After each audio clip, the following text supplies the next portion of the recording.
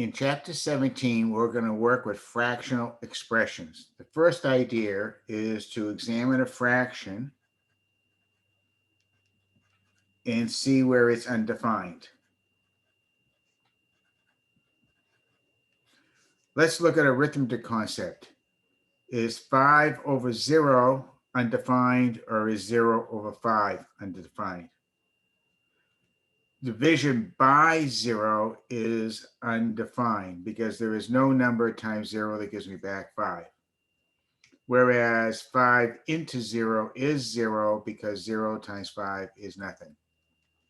So if we want to know where this fraction is undefined, we're asking where is the denominator, w squared minus w minus 2 equals 0.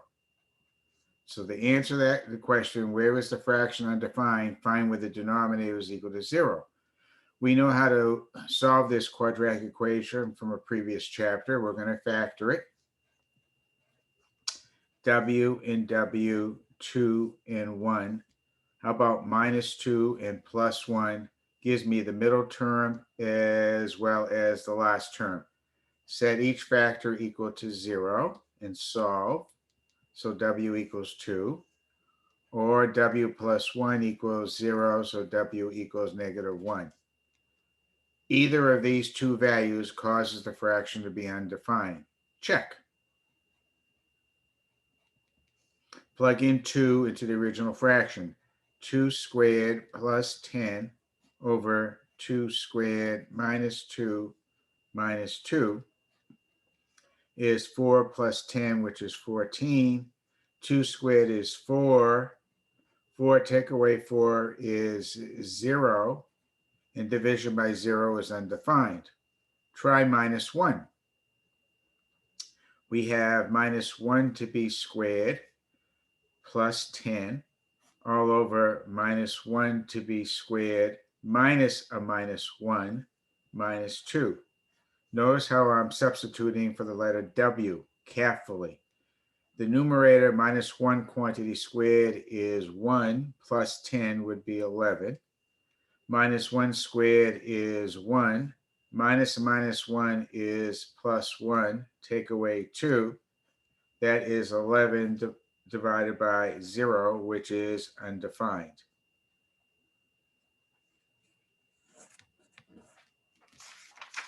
Sorry about that. Now you can see it all.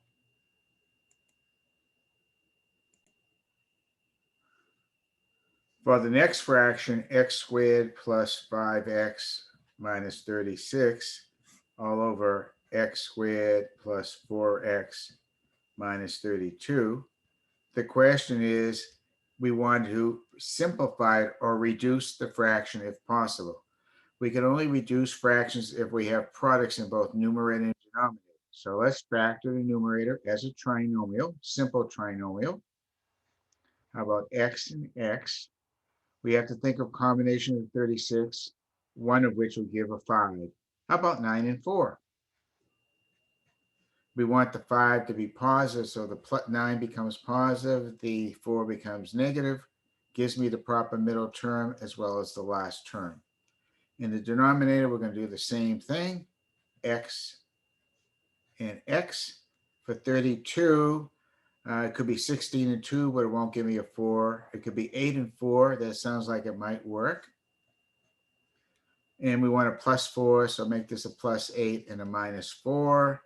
That gives me the middle term as well as the last term. Now that we factor the numerator and the denominator into factors, we have like factors, not like terms, but like factors. This factor cancels that factor, meaning we can reduce the fraction to x plus 9 over x plus 8. Where is this fraction undefined? It is undefined if the denominator is equal to 0. So if we let x plus 8 equal to 0, x equals minus 8 is where this fraction is undefined. Fraction is undefined if x equals minus 8.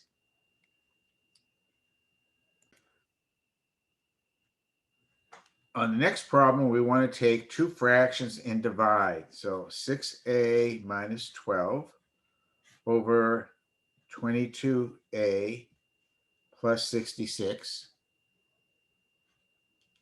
We want to divide that fraction by 9a minus 18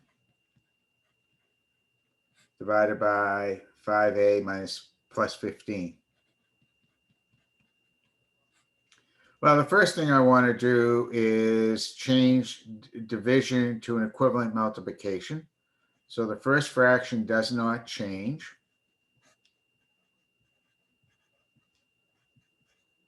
We change division to multiplication, but we need to reciprocate the second fraction. So 5a plus 15 is all over 9a minus 18. Now, we're not going to multiply the numerators and multiply denominators first. We want to see if any reduction can happen. Then we will multiply. Before we do that, let's factor each numerator and denominator. We have a common factor of 6, so that's 6 times a minus 2. We have a common factor of 22. We're left with a plus 3 times common factor of 5, so that's a plus 3. Common factor of 9, so that's a minus 2. Well, I noticed this binomial factor can cancel this binomial factor. This binomial factor cancels this one. And I can reduce the 6 and the 22 by a factor of 2. 2 and the 6 is 3. 2 and the 22 is 11.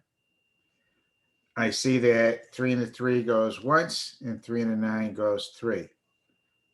So we've reduced as much as possible. What is left is the product of, we want to form the product of remaining values. So we got a 1 times 5, which is 5, over 11 times 3, which is 33.